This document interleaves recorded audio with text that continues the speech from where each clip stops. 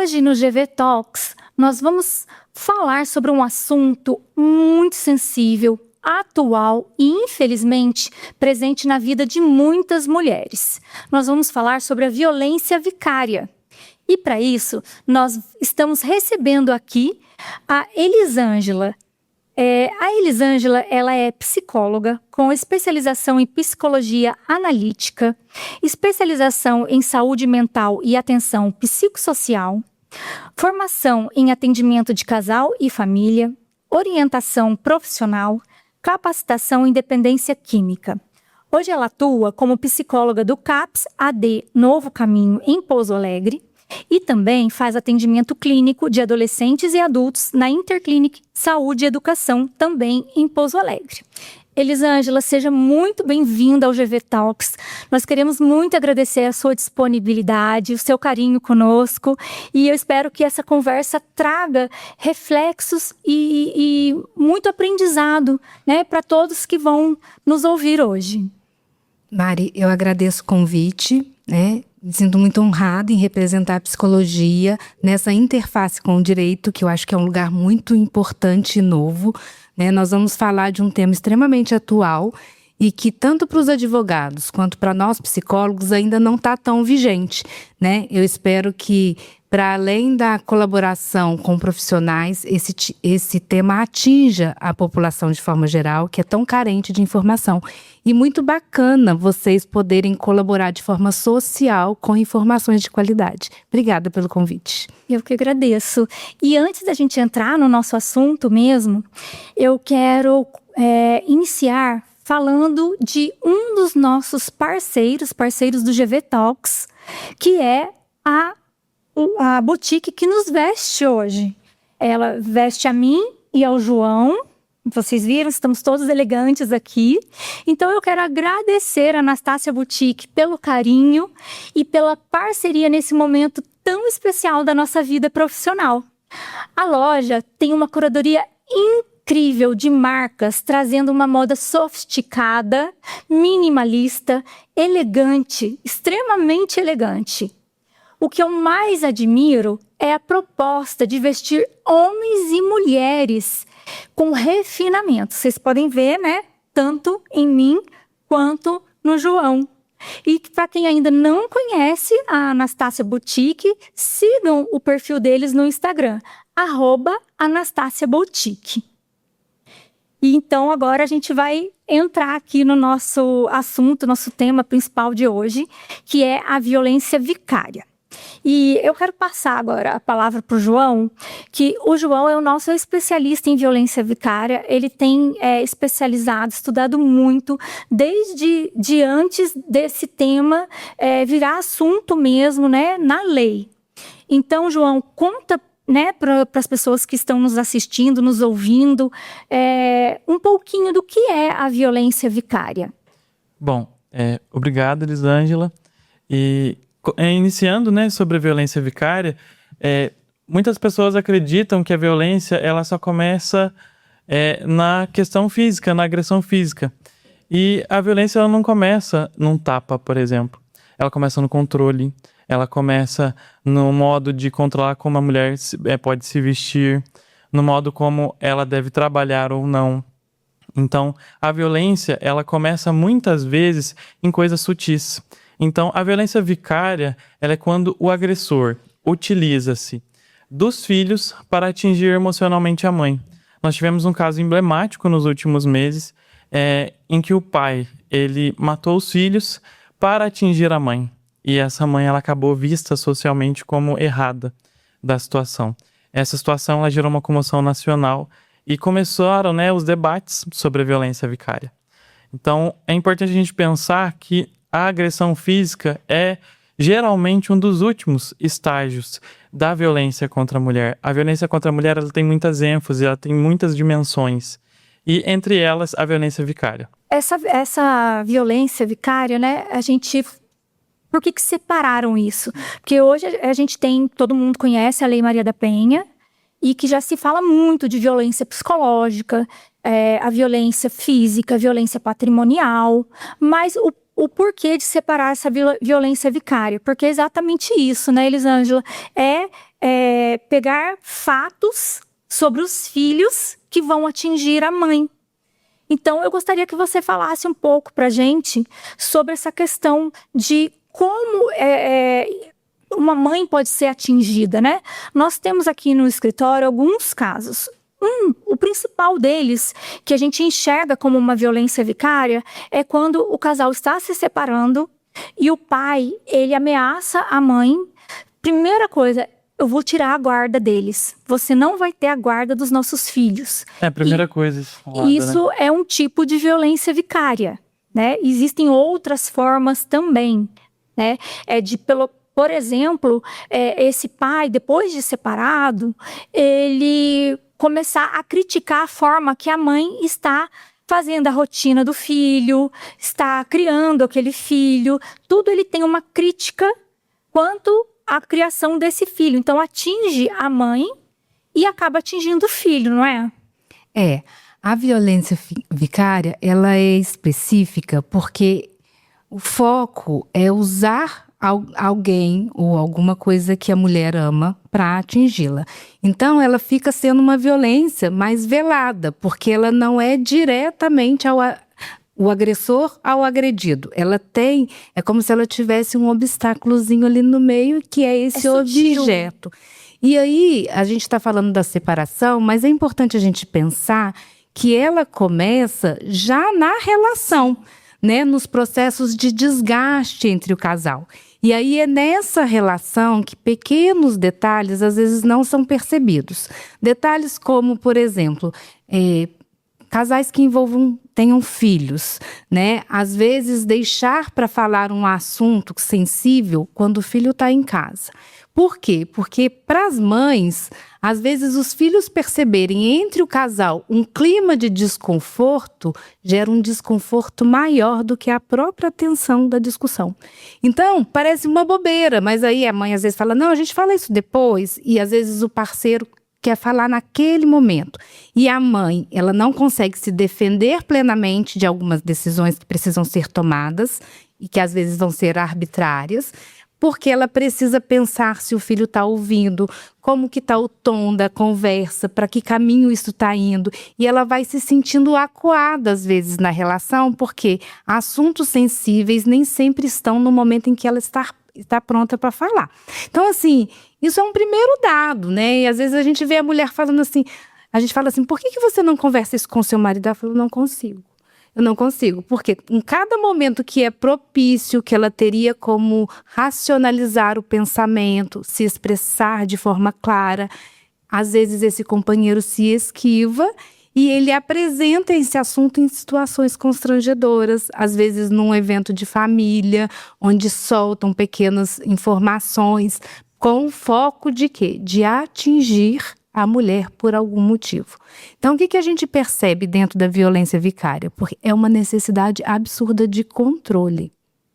Exatamente. Né? E ela vem disfarçada, porque aquele homem ele não quer parecer um controlador, mas aí ele vai apontando sutilmente características da companheira que vai fazendo com que ela vai sendo inferiorizada gradativamente. Então, mas lá em casa não funciona assim, porque minha esposa, ela não consegue fazer isso tão bem. Ou então, se eu deixar por conta dela, não vai acontecer, né? E aí, esses pequenos desgastes vão se tornando cada vez maiores. E aí, quando chega num processo do divórcio, da separação, aí essas ameaças vão tomando outras formas, né? Se houver guardas, e aí vem num processo de usar esses filhos para gerar o quê? Insegurança. Então, eu vejo assim, se você me falar assim, Elisângela, resume um sentimento que a violência vicária gera na mulher. Eu vou falar insegurança. Ela está o tempo todo em estágio de alerta. E é importante você mencionar essa questão do antes da separação, porque eu acredito que um dos pontos essenciais que essa violência ela afeta na mulher é o sentimento de autoridade. Então, o agressor, ele tira esse sentimento de autoridade da mulher, inclusive com os filhos. E isso que acontece antes da separação influencia diretamente em como essa mulher lida com os filhos também após a separação. porque essa autoridade dela, o agressor tira tanto dela, que acaba que ela não consegue lidar com os filhos após a separação, e isso deixa ela mais insegura ainda, né? Na verdade, quando ela vai para o processo de separação, ela já está tão fragilizada que ela própria se questiona. Porque é tão sutil que, às vezes, a mulher, ela perdeu a própria referência das habilidades e da capacidade dela, né? E isso foi sendo centralizado dentro de uma relação de controle, né? E até de limitação de espaço dessa mulher, às vezes de acesso a pessoas que são referenciadas por ela, né? E aí ela vai perdendo. Então, quando ela chega num processo de separação, que eu percebo no consultório, que ela está tão insegura que ela não sabe se ela vai dar conta realmente de tantas demandas que ela vai precisar ter e qual é o nível de autonomia que ela tem, né? E isso vai sendo frisado nesse processo de relação, depois no processo de guarda. Por quê? Porque as pessoas não enxergam, então elas não entendem às vezes por que aquele casal se separou. Nossa, por que esse casal se separou? Né? A gente não via nada. Eles viam tão bem. A gente não via nada. Nossa, aí vem aquela sensação assim, coitado, mas bem agora que as crianças estão nessa fase, né? Então a mulher o tempo todo fica pensando entre ela se livrar desse tipo de violência e o que é a consequência desse livramento no impacto direto na criação desses filhos, no lugar que esses filhos vão ocupar. Havia um sentimento de culpa? Exatamente. Então, a produção, né, de insegurança, ela vem associada à culpa, né? E aí ela fica o tempo todo se questionando, né? Entre o bem-estar dela e o bem-estar do filho, entre aquilo que ela vai oferecer a partir dessa quebra de relacionamento e aquilo que o filho tinha. E isso vai sendo reforçado sutilmente com a ideia de poder e de importância que o companheiro tinha naquela relação, como se ele sempre fosse o eixo, como se ele fosse que fizesse toda a mola familiar ser movimentada, né? E às vezes esse companheiro, ele também apresenta, além dos filhos, essa situação a outras pessoas importantes à mulher, né? Às vezes essa mulher tem uma irmã, e a irmã fala assim, nossa, mas ele me ligou, ele perguntou tal coisa, você não está querendo tal coisa, assim. Então, como se a mulher sempre estivesse dificultando Sim, também como se ele o processo de reconciliação. Ele tentando resolver e a mulher não querendo resolver. Nós temos casos aqui no GV, inclusive, do agressor utilizar da religião para que essa mulher não se reconcilie com ele, como se fosse uma questão até moral, essa reconciliação. Então, os valores, né, sociais, eles têm um impacto diretamente nas questões das violências das mulheres, né? Porque as crenças, elas acabam doutrinando comportamentos sociais, né? E aí a gente vê, às vezes, em algumas situações, pessoas presas a relacionamentos extremamente desgastados por um princípio, né, espiritual que os colocam ali. E aí, normalmente, essas mulheres, né, principalmente quando a gente tem um cunho religioso, elas precisam ainda trabalhar com uma outra esfera emocional que é do que elas acreditam. Então a gente vai trazendo camadas cada vez mais profundas para o movimento dessa relação, né? E como se libertar disso, porque são muitas desconstruções a serem feitas, né? E em prol desse movimento de família, muitas vezes a renúncia vem da mulher. A diminuição da carga horária da mulher, ou às vezes o afastamento mesmo do trabalho, né? O tempo de dedicação ao espaço familiar é da mulher, a renúncia com as redes de amigos é da mulher. Então a gente vai vendo que ela vai ficando muito sozinha, e aí ela tem quem? O marido e os filhos. E aí é muito difícil você se desapegar daquilo que é a única coisa que você tem, né? Sim. Um medo, né? Normalmente, quando mulheres que vivem, né, num casamento desgastado, às vezes até mesmo tóxico, que elas nos procuram para tirar a dúvida. Elas vêm num primeiro momento para saber como funcionaria no caso delas pedirem o divórcio. E a gente sente, né, que elas não estão preparadas. E a gente faz a sugestão delas irem para um psicólogo, uma psicóloga, para poder ter um tratamento emocional para depois ela tomar essa decisão. Porque nós temos casos aqui de mulheres que marcam várias consultas e não tomam a decisão. Inclusive, tivemos casos de que depois de 3 anos de consultas seguidas, ela consultava tudo que ela tinha dúvida. Ela falou, agora eu vou me separar. Inclusive, eu estava fazendo tratamento psicológico. E nós demos entrada no processo dela, que envolvia, além dessa violência vicária, também violência doméstica, agressão física, patrimonial. E a gente deu entrada e ele conseguiu convencê-la de tirar o processo. E ela tirou o processo e a gente continua acompanhando essa moça e ele continua fazendo as mesmas coisas, mas ela ainda não está pronta para esse processo. A gente até identifica, muito, né?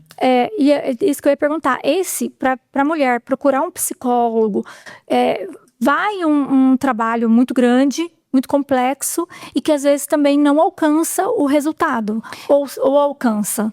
Na verdade, acessar um psicólogo ainda é um mito, né? Um paradigma, assim. As pessoas ainda associam muito a ideia de ir a um psicólogo com a ideia de não estar bem psiquicamente, né? E lógico que não estão, mas assim, não no nível de loucura. Então a gente ainda tem um estigma, né? Eu vou... Hoje tá desconstruindo, a internet tá trazendo esse lugar um pouco... Só vai no psicólogo quem é louco. A gente, né?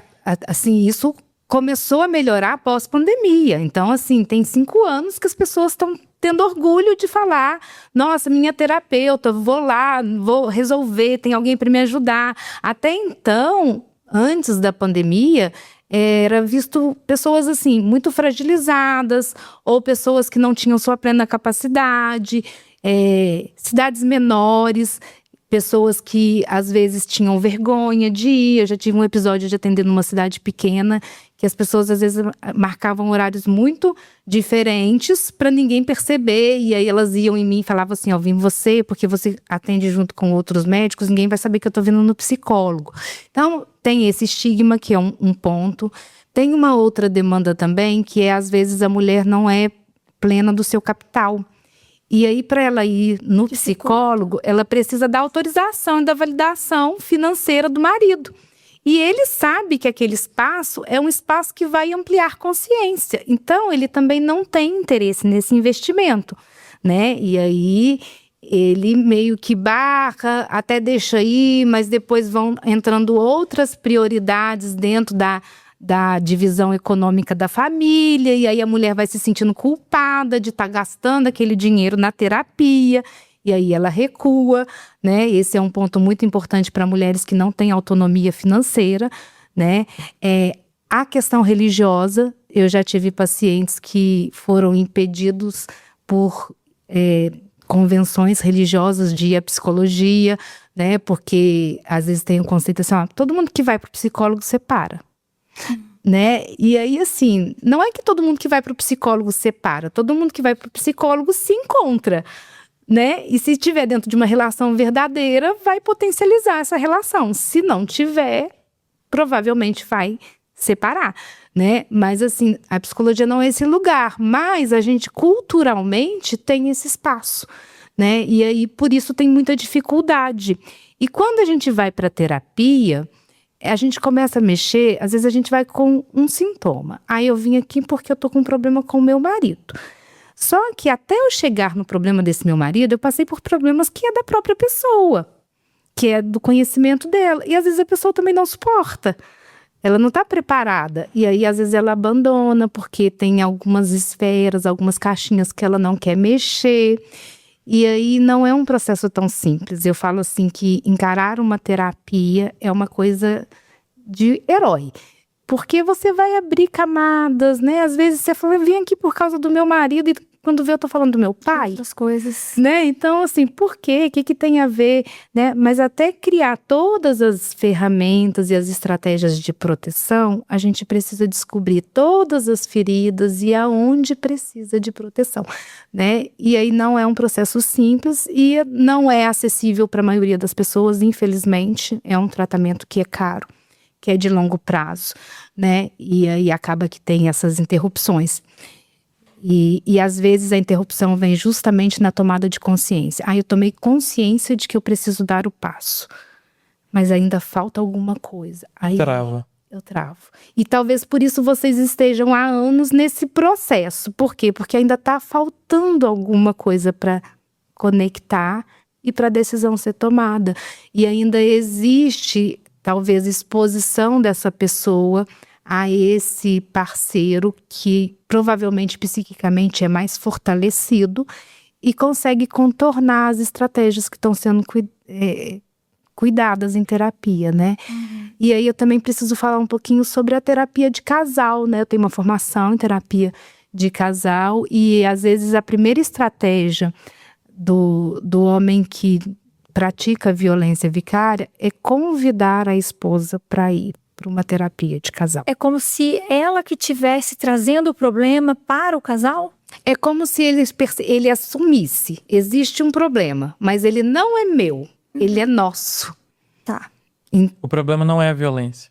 E eu vou levar, e nós vamos junto para terapia, por quê? Porque a gente precisa manter a nossa família, então a gente vai fazer uma terapia. E aí precisa muito da sutileza do terapeuta de casal para entender o quanto esse espaço também é manipulável. Então é um lugar muito sensível para nós psicólogos. Por quê? Porque muitos parceiros vão usar desse espaço para colocar uma máscara e para também conseguir validar a permanência no casamento. Então, às vezes, ele vem disfarçado de muitas coisas, parece assim. E aí, se você escuta separado, parece outras pessoas. Então, às vezes, o terapeuta de casal precisa tomar muito esse cuidado, porque é aquele tipo de companheiro que, às vezes, vai pedir uma sessão sozinho com a terapeuta. Então, mas eu precisava muito que você... Depois você pode atender ela sozinha também, mas é porque tem algumas coisas que na frente a gente não consegue falar. E aí, se por um acaso o terapeuta não sustenta o tempo todo o atendimento duplo, Casal, aí a gente já pode ter, né, em algumas situações, esse espaço. uma manipulação. Porque é tudo muito sutil. Inclusive, dentro dos processos mesmo, a gente também tem essa percepção desse parceiro, né? Que tem esse perfil manipulador. Então, em processos de divórcio que envolvem, né, a guarda dos filhos, né, alimentos, questões dos filhos, a primeira coisa que a gente analisa é esse perfil, porque na audiência de instrução e julgamento, que é a audiência que a gente pode ouvir testemunhas e ouvir a própria parte, né, eu posso pedir o depoimento pessoal da parte contrária. E é aí que a gente opta por não pedir dos manipuladores, porque realmente, se eles sentarem com alguém, eles vão convencer de que tudo que a gente falou no processo é mentira e que ele é que tem a verdade. E é incrível como isso acontece.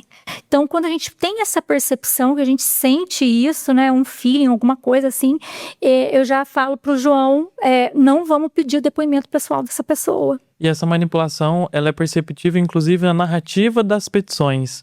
Porque a própria forma como a redação dessa narrativa ela é transposta no processo, a gente consegue perceber para onde que esse agressor ele quer inclinar, levar a conversa, levar a condução do processo. Então a gente percebe muitas vezes que a fundamentação daquela parte é sobre como o fim do relacionamento atingiu ele, a culpa do relacionamento é da mulher, do fim do término do relacionamento. Eles colocam como vítima. Foca muito nessa culpa pelo término do relacionamento. E hoje a gente não discute mais a culpa, né? A gente não se discute mais a culpa do fim do relacionamento no direito. Então a gente percebe essa manipulação, inclusive, na narrativa do processo. E é interessante falar que o agressor, né? Eu acho melhor a gente falar agressor do que manipulador, porque a gente está falando de uma violência. Exato. Ele normalmente é uma pessoa mais racional. E a vítima, ela está sob forte tensão emocional. Então é a mesma coisa que na nossa conversa. Se eu tiver extremamente racionalizada, pensando, eu vou conseguir organizar meu pensamento muito melhor do que se eu tiver... eu tô com vergonha, eu tô tímida, eu tô insegura. Então, como ele normalmente é uma pessoa mais racional, ele tende a ter uma oratória muito mais eficiente do que a vítima. E aí a vítima acaba levando muito o lado pessoal, o lado do sentimento, o que no direito não constitui prova, né? E isso eu acho que é um estudo que precisa começar a acontecer, principalmente nessa relação interdisciplinar, porque o direito trabalha muito com provas materiais. E a gente está falando de provas subjetivas, né? A gente está falando de provas subjetivas, a gente está falando de uma esfera da sociedade profissional composta majoritariamente por homens, né? Então a gente tem muito mais juízes homens, a gente tem muito mais advogados homens, e isso é tão importante falar, e não falando que o homem não vai dar conta de cuidar de uma mulher, mas é porque existe já um arsenal psíquico que do masculino é diferente da mulher, né? Então, quando a gente vai pensar sobre como considerar uma violência que ela não é vista, ela é questionável. E aí eu tive uma experiência uma vez que eu fui rolada como testemunha de uma paciente minha que sofria violência psicológica, né? E aí eu fui questionada pelo juiz assim, mas como você sabe que ela estava sofrendo violência? Aí eu falei, pelo comportamento, pelos sintomas, mas como que você vai me provar isso?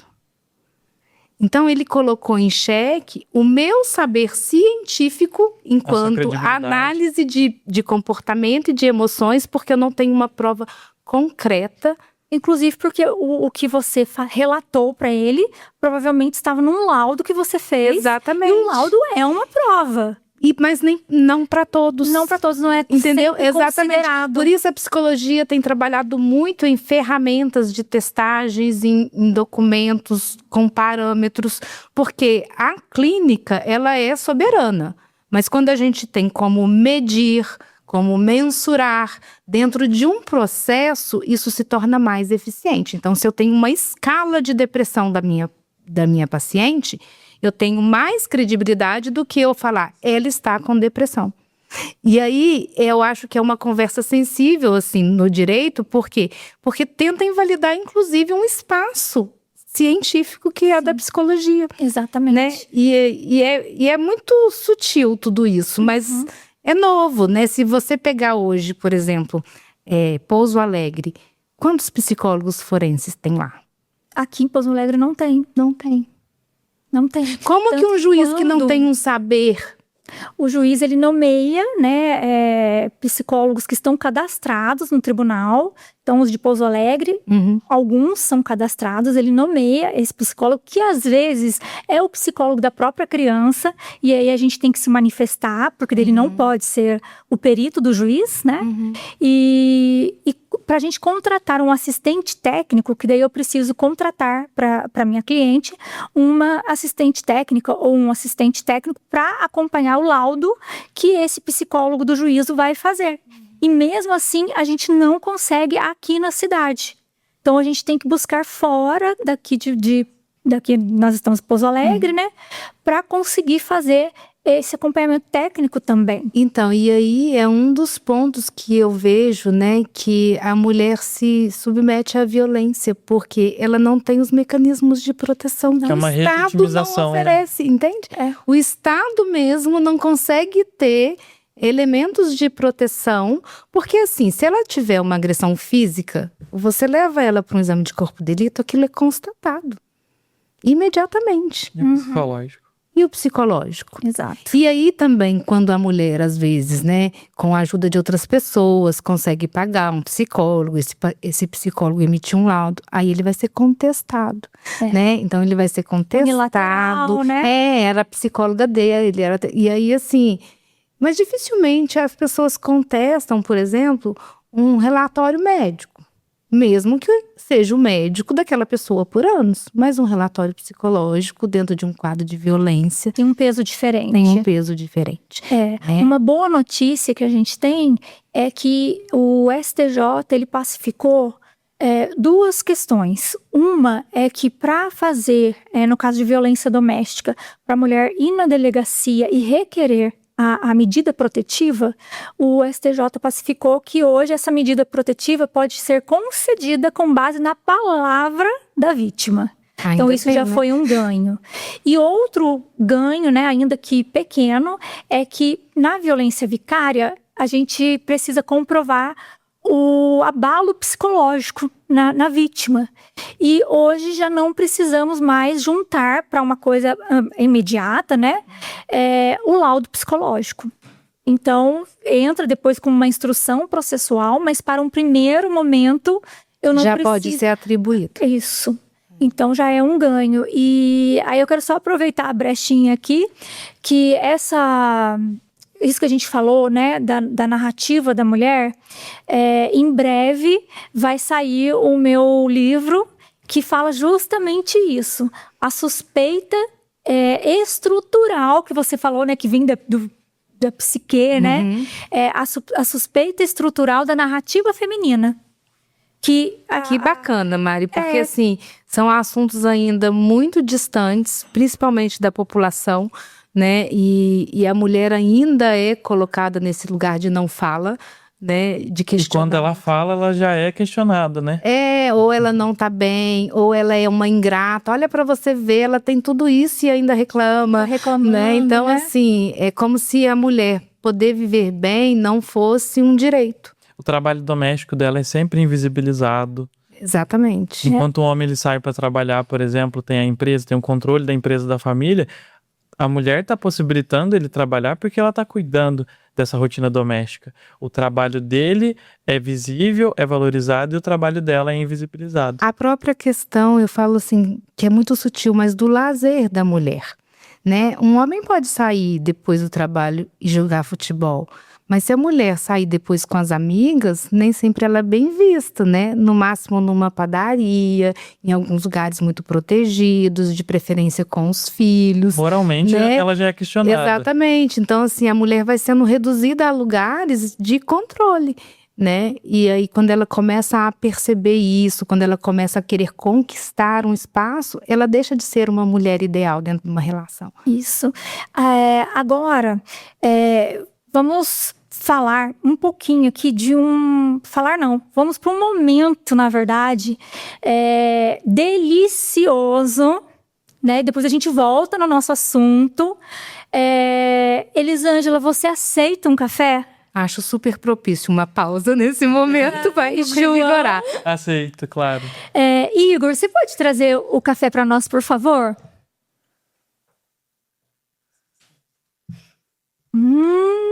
Eu quero aproveitar este momento do café para falar também de um parceiro do GV Talks, que é um parceiro delicioso, com um cheiro maravilhoso, muito bom.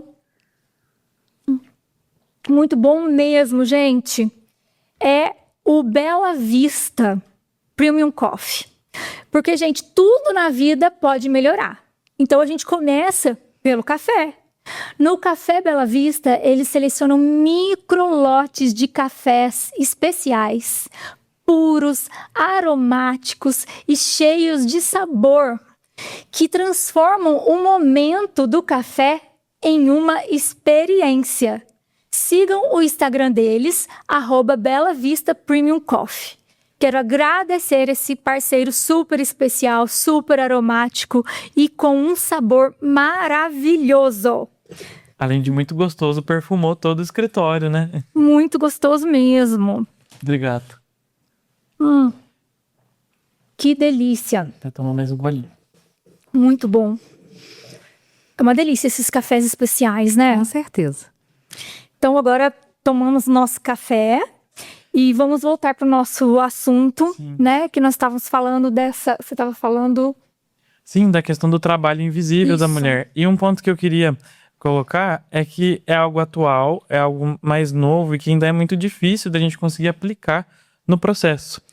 O protocolo de perspectiva de gênero é um protocolo novo que o Conselho Nacional de Justiça trouxe para a advocacia para que os juízes eles sejam orientados a tomarem as suas decisões com base nessa ideia de assimetria entre homens e mulheres. Então, eu achei muito importante, quando você trouxe esse ponto para nós, sobre essa assimetria entre homens e mulheres, inclusive no judiciário. Então, o protocolo, ele busca orientar os juízes a trazer esse olhar estrutural da sociedade em que as mulheres já começam, né, de um ponto de vista muito diferente dos homens. Né? As mulheres elas já começam com um trabalho de cuidado em casa, e o protocolo ele convida os juízes, né? É mais uma diretriz, e a gente ainda tem uma dificuldade de aplicar esse protocolo, mas é aquela diferença entre o reconhecimento formal e a aplicação prática. A gente já tem um reconhecimento formal, pelo menos dessa questão. E a aplicação prática, ela depende muito de nós, advogados. De insistir, de argumentar do porquê desse protocolo. Inclusive. De recorrer, inclusive, porque geralmente em instâncias superiores que esse protocolo é mais reconhecido. Então, eu pensei um pouco nessa diferença entre o reconhecimento formal e a aplicação prática dessa questão sobre a assimetria entre homens e mulheres. E também da resistência, né? Às vezes de se submeter ao novo, né? A quebra de paradigma, uma coisa que sempre funcionou. E aí eu acho que vai desse movimento de tempo mesmo que a gente precisa, de absorção da sociedade, sobre paradigmas daquilo que era considerado certo e daquilo que precisa ser feito, né? Então a gente vai ter esse desnível. A gente tem hoje pessoas como você, mais jovens, que já chegam, né, constituído de um novo saber, que na faculdade já vem sendo trabalhado, o próprio lugar de poder, né, que o homem ocupa, tanto na esfera profissional como na esfera pessoal, vai sendo desfeito, né, a partir das relações de gênero. Mas a gente ainda tem pessoas da minha idade para frente que ainda acham que isso é uma bobeira, que imagina, isso tudo, o mundo está ficando perdido. E aí a gente vai desqualificando algumas demandas, principalmente quando envolve liberdade de gênero, quando envolve questões femininas, como se fossem assuntos pouco importantes para a sociedade. Porque quando eu desqualifico determinadas causas, eu as torno irrelevantes para a maioria da população. E aí eu continuo nesse lugar que é um lugar de poder, né? É muito interessante pensar sobre o poder nas relações, e pensando principalmente nas relações de casal, porque a minha formação é analítica junguiana, e Jung é o teórico de referência. E ele trabalha muito com o conceito de opostos, né? Então, masculino e feminino, eles precisam se complementar, né? Não exercer um poder sobre o outro. A gente tem características diferentes, a gente tem forças diferentes, a gente tem interesses diferentes. Mas a ideia de um casal é complementação, né? Não sobreposição. E aí o Jung fala muito isso. Como a gente percebe que uma relação ela está desgastada? Ela começa com o amor, né? E aí ele questiona assim, mas qual que é o oposto do amor? Se eu perguntar, vocês vão me responder o quê? O ódio. A maioria. Eu ia falar a exaustão. Então, só que o ódio é a potência da raiva. Eu tô com muita raiva, eu fico com o quê? Com ódio. O oposto do amor é o poder. É o que tá na sombra. Eu amo tanto que eu quero pra mim. Eu gostei tanto de ser prefeita que eu nunca mais vou deixar de ser. Então, assim, qualquer coisa que você coloque um amor exagerado e você tenha um desejo de posse, aparece a sombra do amor, que é o poder. Então, quando a gente está questionando relações desiguais, principalmente afetivas dentro do relacionamento, quando que esse relacionamento que começou naquele encontro legal, naquela troca bacana, começou a ir para um outro caminho? Quando o poder, quando o amor começou a se tornar tão grande que ele foi lá para o lado oposto e trouxe a sombra do poder. E aí o poder é posse. Ela é minha a qualquer custo. Eu não vou aceitar essa separação. E eu estou separado, mas eu não aceito esse lugar do separado. E eu não vou deixar que a vida dessa mulher siga adiante, porque eu vou me fazer presente. E que foi o que fez esse acontecimento que o João narrou no início, né? Exatamente. Desse pai que tirou a vida dos 2 filhos e dele mesmo. Por quê? Porque isso, ele falou, ela não vai ficar comigo, mas também não vai ficar com mais ninguém. E ele tirou a vida desses filhos para quê? Porque foi o que era a única coisa que ele pensou, né? E que realmente ia atingir essa mulher. Ele não conseguiu mantê-la com um modelo de família, com todo aquele relato que ele trouxe para a mídia, a gente é uma família perfeita, e a gente, os filhos, a foto da gente. Isso não foi suficiente para mantê-la, né? É o que eu falo quando a mulher começa a pensar que ela ama muito os filhos, mas que ela não vai deixar de ser mãe. Uhum. E ela não vai deixar de ter o amor dos virada filhos. de chave. E aí, né? quando ela tem essa virada de chave, eu acho que é a arma do agressor, né? Ela não ter a segurança de que ela não vai perder o amor, de que ela não vai ser condenada na sociedade, de que ela pode ter a vida dela e que ela pode sair dessa relação, ele não a aceita e ele continua querendo atingir. A gente tem esse caso extremo, né? Midiático. Sim. Mas assim, por exemplo, o que eu vejo com algumas pacientes que eu atendo, a imposição da presença. E essa imposição se faz de forma sutil. Que jeito? O casal teve um filho, ele tem aproximadamente 5 anos. Aí a mulher tá em casa, é sexta-feira à noite, o que o papai faz? Liga de vídeo. Quando o papai liga de vídeo, o que ele quer? O controle, ver o que ela tá fazendo. Se colocar dentro da casa da mulher através de quem? Da criança que quer ver o papai.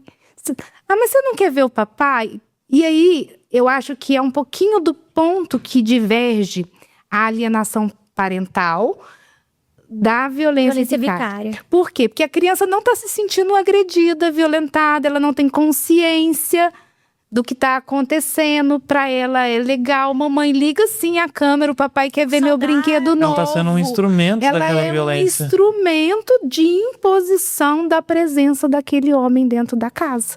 Sim. Mas ela não está sendo disputada pelos dois. Ela tem livre acesso, né? O que seria alienação parental? A disputa. Quem vai ficar? É falar, né? De forma mesmo. Não, você não vai, tem impedimento. Sua mãe faz isso, sua mãe faz aquilo. E aí a criança fica entre um e outro. E a criança não se sente entre um e outro. Só que esse pai usa. E aí ele usa assim, é dia dele, no meio da semana. E aí ele precisa pegar a criança na escola às 5:30 da tarde. Aí a mãe já fica em alerta. Será que ele vai? Será que ele não vai? E ele não vai. E tem dia que ele vai.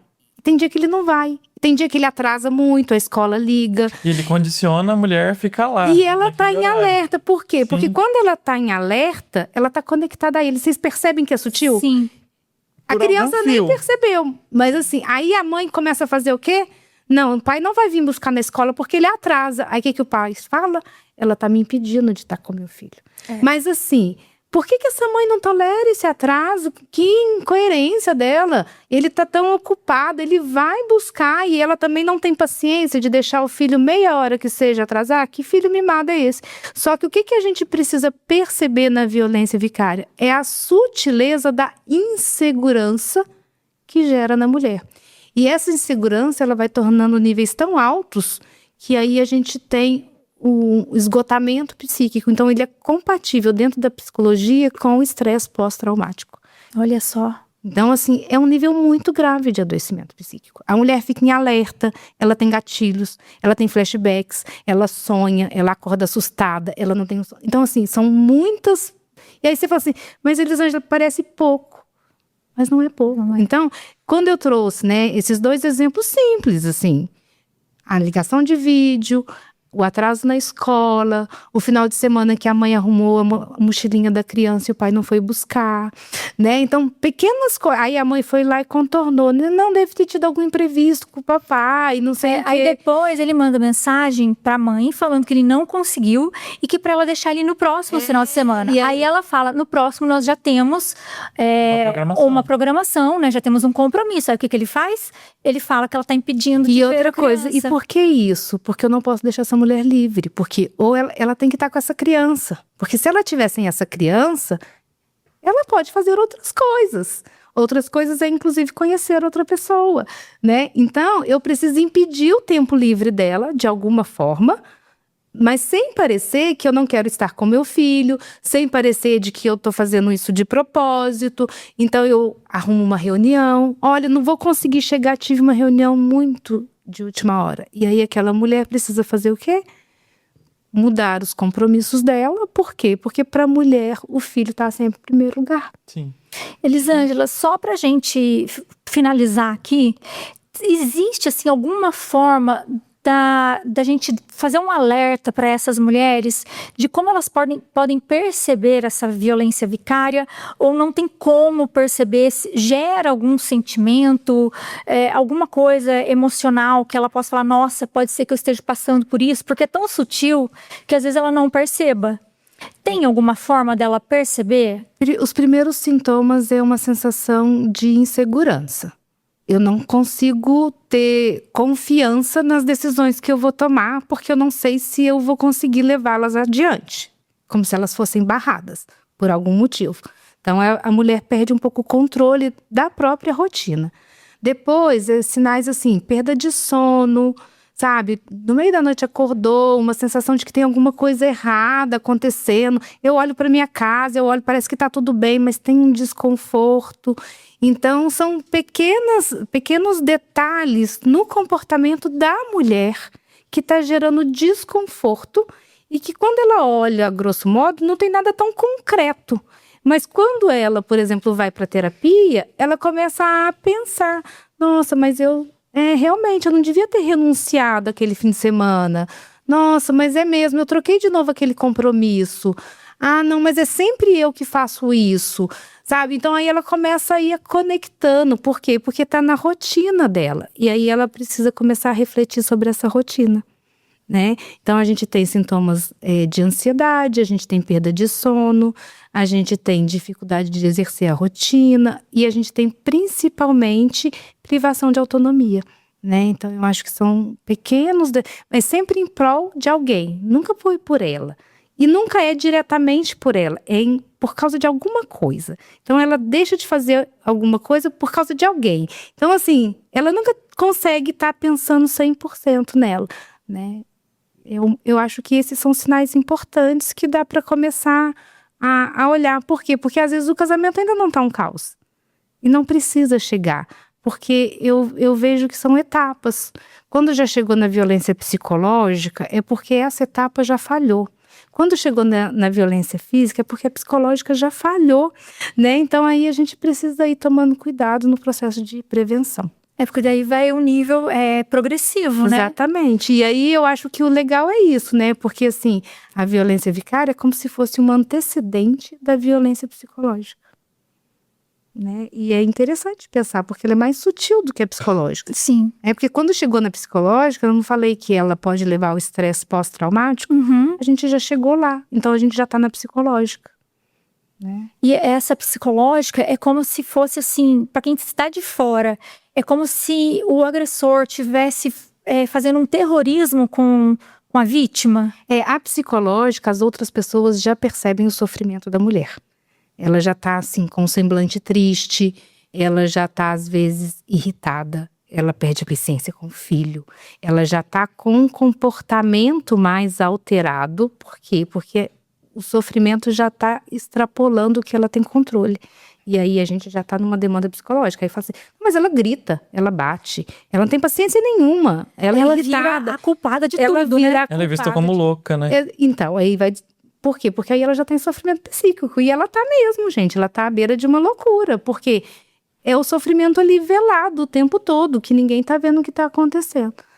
A gente tem um caso de uma mãe que o pai, já na iminência dessa separação, ele gravou sem ela saber, ela brigando com a filha. E a gente sente na voz dela... falando com a menina em tom muito alto, criticando uma atitude da filha, e ele usou isso no processo, como olha o que ela faz com a nossa filha e que ela é louca. Então, e olha como você vê o processo racional, né?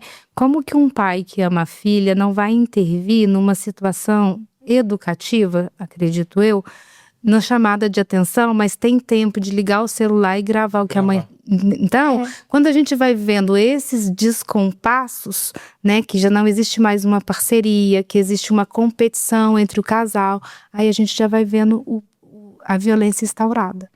E aí, nesse ponto que é muito importante essa mulher buscar um advogado familiarista. Exatamente. E é importante a gente aconselhar, né, essa mulher, né, Mariana, que independente se ela vai buscar o advogado agora ou daqui a alguns meses, ela já começar a registrar tudo o que acontece. A registrar, tirar foto e registrar as mensagens, porque às vezes ela está tão envolta nesse processo de violência que ela não pensa nisso. Igual você falou, o agressor, ele tá nesse processo mais racional. Então ele tá colecionando provas, ele tá construindo a narrativa dele da forma como ele quer colocar no processo. Então, independente se essa mulher ela vai conseguir procurar um advogado, é bom ela já produzir essas provas, já registrar tudo o que está acontecendo, né? E assim, procurar, eu falo assim para as mulheres, né? Procurem ajuda profissional. O que é essa ajuda profissional? Eu acho que o psicólogo, a psicóloga e o advogado familiarista. Porque ela não precisa entrar com o processo de imediato, não é isso.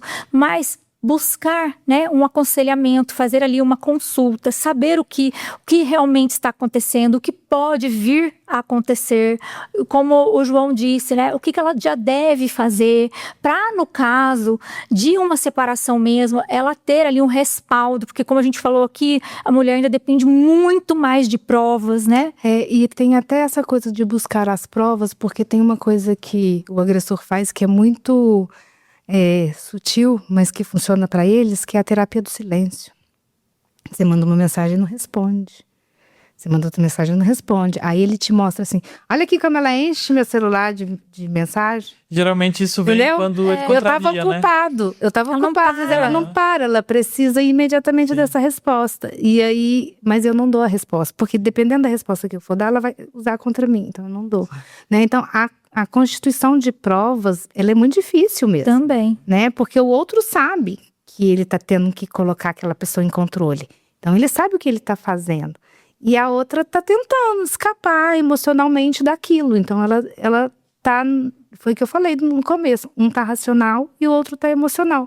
E racional, ela me responde, me manda. Ela produz provas contra si às vezes, entendeu?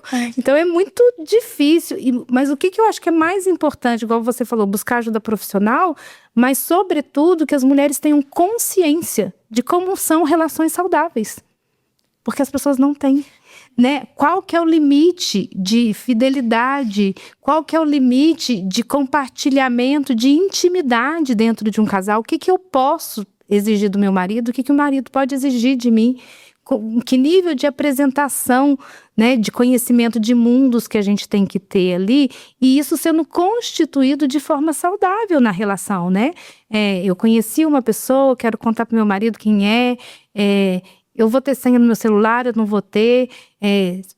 Ele mexe no meu celular e eu não posso mexer nunca. Então, assim, quando a gente vai construindo o espaço de direito das pessoas dentro da relação, a gente vai evitar situações assim. Hoje a gente faz pactos antinupciais. Exatamente. Já determinando tudo isso. Porque o casal já entra no relacionamento sabendo exatamente o que um pode esperar do outro. E o legal disso, Mari, é que as pessoas podem consultar o advogado antes de começar, né? Então, assim, olhar o casamento mesmo como um contrato social, né? Que ele além de um ritual mitológico muito bacana, além de uma experiência, às vezes, espiritual para algumas pessoas, mas principalmente sobre um contrato de fidelidade entre duas pessoas, né? E como isso vai ser constituído. A gente coloca, inclusive, assim, o que é o papel de cada um.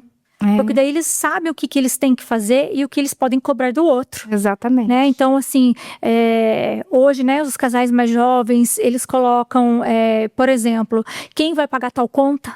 Né? O marido vai ficar responsável pelas contas tais, a esposa, tal. Tudo delimitado. O sinal de alerta sobre ciúmes, né? Então, assim... Se eu tô gerando isso em você, o que tá acontecendo? O que é meu e o que é do outro? Porque o que acontece também muitas vezes? A mulher tenta compensar o sentimento de insegurança do homem. E o homem não consegue validar que tá inseguro. E aí é onde começa a sensação de posse, porque não, mas você conversou, então não vou conversar mais. Então não vou fazer mais. Você vestiu tal roupa, então não vou vestir mais. E, ao invés de ser o contrário, como que eu vou lidar com a minha mulher com essa roupa? Como eu vou fazer para que eu confie na minha mulher? Por que eu acho que ela daria um passo diferente daquilo que a gente combinou, né? Então, quando uma pessoa dentro da relação tenta compensar um emocional do outro, a gente já começa a ter esse desnivelamento. Inclusive, seria até legal que no namoro o casal já tivesse essa conversa, né? Do que esperar do outro, né? E já vai olhando esses sinais, né? Sim.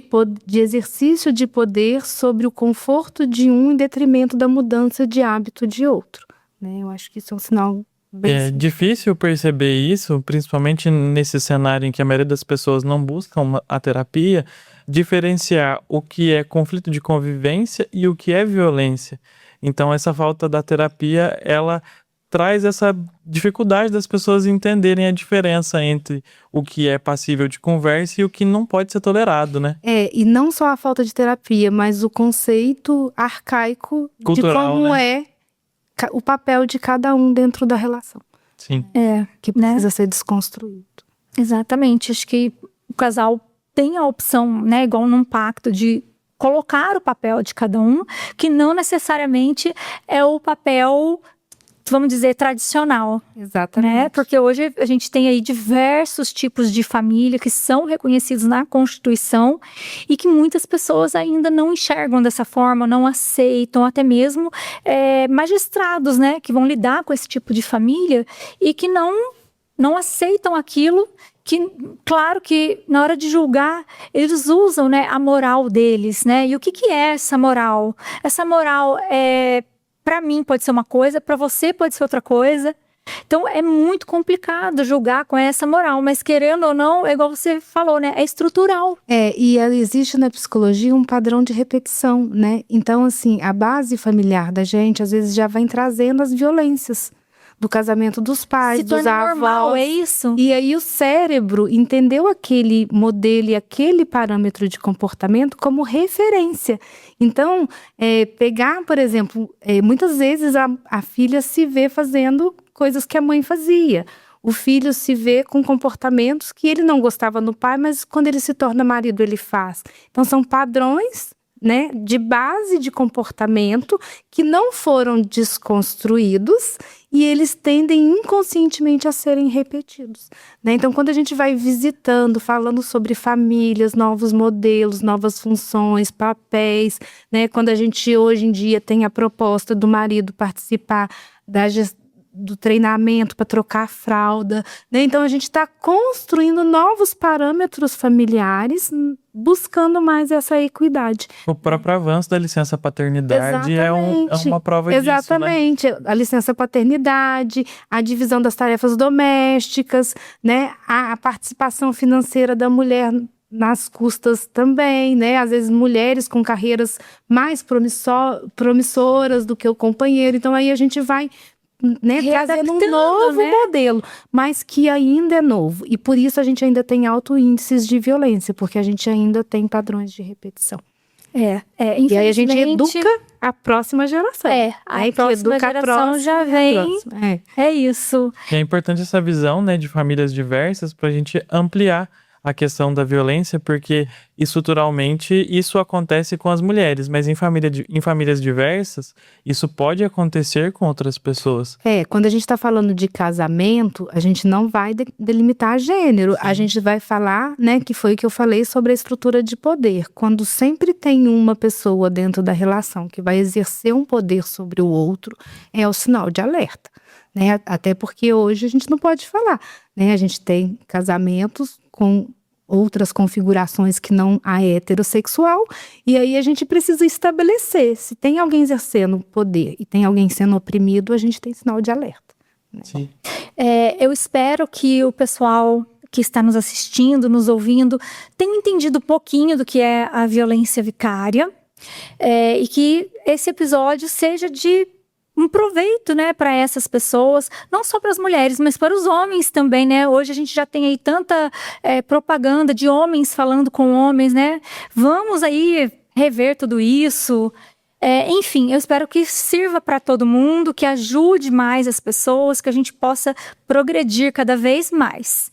E para encerrar mesmo agora o episódio, eu quero agradecer mais uma parceira do GVCast, que é aqui nos enviou, né, as semijoias.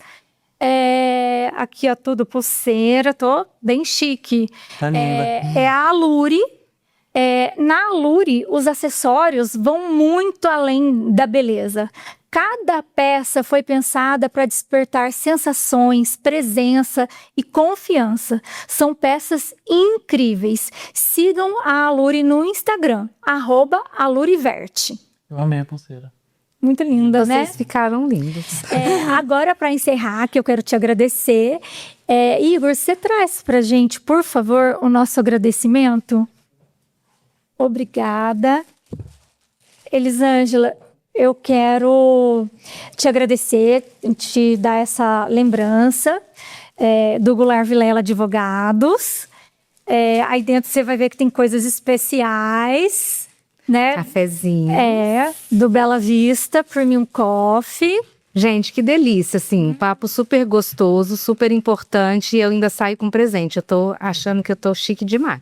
Adorei o café. Abre para você ver, para você tomar os Vou cafés. tomar café Aí, na nossa parceria. isso. E agradeço o convite. Espero que a gente tenha, né, conseguido trazer luz para algumas pessoas que precisam, né, com esse tema tão importante. É isso. Obrigada mesmo. Obrigada, pessoal, que ficou até aqui conosco. João, obrigada. Obrigado. Então, vamos seguir, né, para os próximos episódios. Sejam promissores.